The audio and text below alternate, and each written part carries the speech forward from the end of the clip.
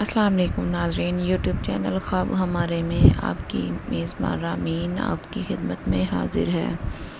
اگر آپ نے میرے چینل کو سبسکرائب نہیں کیا تو پلیز سبسکرائب کر لیں اور ساتھ میں لگے بیل آئیکن کو بھی پریس کر لیں تاکہ ہر ہماری نئی آنے والی ویڈیوز آپ تک بآسانی پہنچ سکیں۔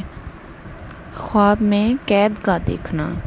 اگر کوئی شخص خواب میں دیکھے کہ اس کو کسی نے پابند کیا ہے تو دلیل ہے کہ اس کے کام میں پائیداری ہوگی اور اس سے جدا نہ ہوگا۔ حضرت جعفر صادق رضی اللہ تعالیٰ عنہ نے فرمایا، خواب میں پابند کرنا 3 وجہ پر ہے۔